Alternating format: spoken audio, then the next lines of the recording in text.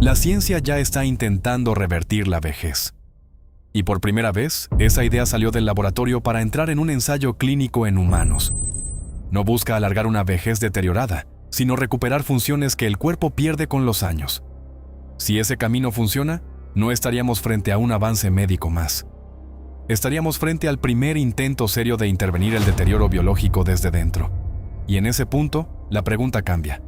Ya no sería solo cuánto puede durar un cuerpo, sino qué pasa con una especie entera cuando la vejez deja de parecer una regla fija.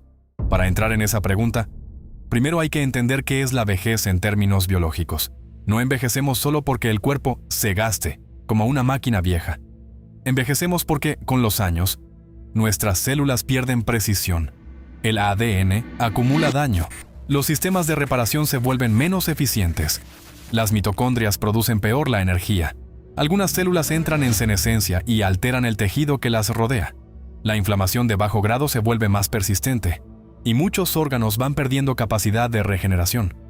Dicho de forma simple, la vejez no es una sola cosa.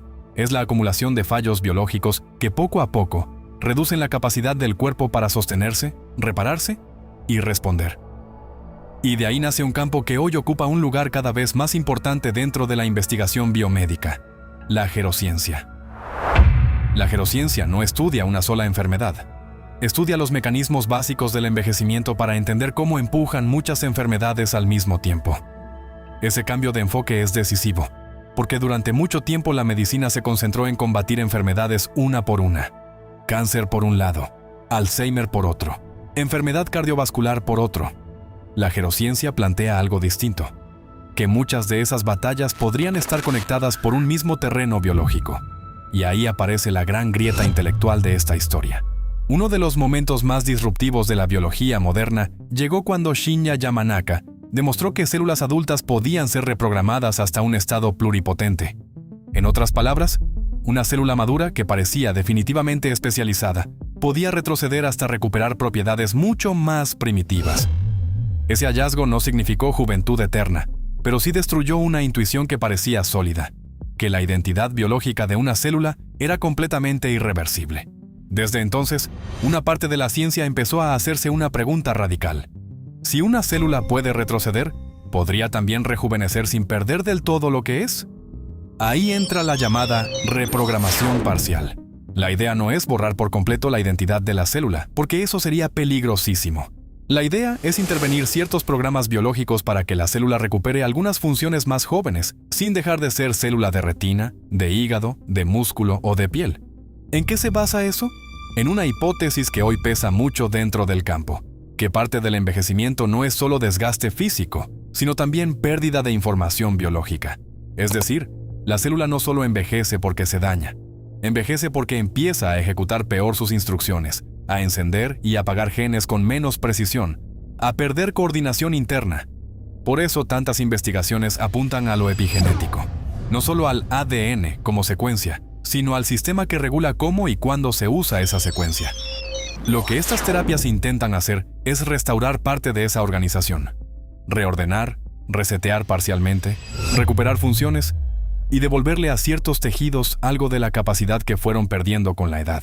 Eso es lo que vuelve tan importante lo que la ciencia empezó a mover en 2026. Por primera vez, una ambición que durante años perteneció al laboratorio empezó a entrar, con extrema cautela, en el terreno de los ensayos clínicos en humanos. Eso no significa que la vejez haya sido revertida. Significa algo más concreto: que algunos de los procesos asociados al deterioro biológico empiezan a considerarse susceptibles de intervención. Y ahí aparece el verdadero peso del problema. Intervenir esos procesos no es trivial. Las células funcionan dentro de sistemas profundamente interconectados, donde una alteración beneficiosa también puede generar inestabilidad. Si la reprogramación se empuja demasiado, una célula puede perder identidad funcional o adquirir comportamientos anómalos. Por eso esta línea de investigación avanza con tanta cautela. Pero si algún día lograra retrasar de forma significativa el deterioro biológico, el impacto no sería solo médico, sería también psicológico. La vida humana no está organizada únicamente por el cuerpo que tenemos, sino por el tiempo que creemos tener. Muchas de nuestras decisiones, cuándo comprometernos, cuándo arriesgar, cuándo postergar, dependen de la percepción de que el tiempo es limitado. Si ese horizonte cambiara, también cambiaría la arquitectura de esas decisiones.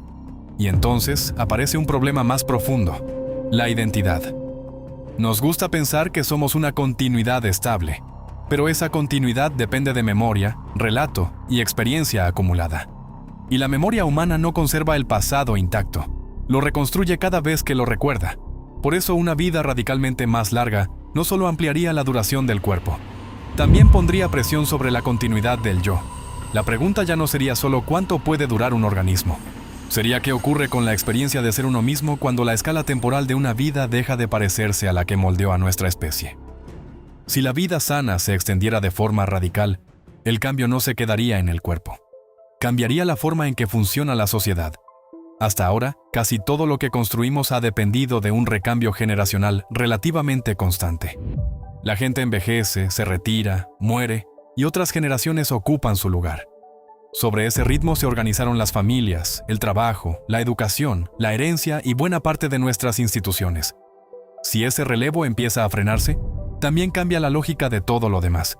Cambia cuánto tiempo se trabaja, cuándo termina realmente una carrera, qué significa prepararse para la vida adulta y cómo conviven generaciones activas durante mucho más tiempo.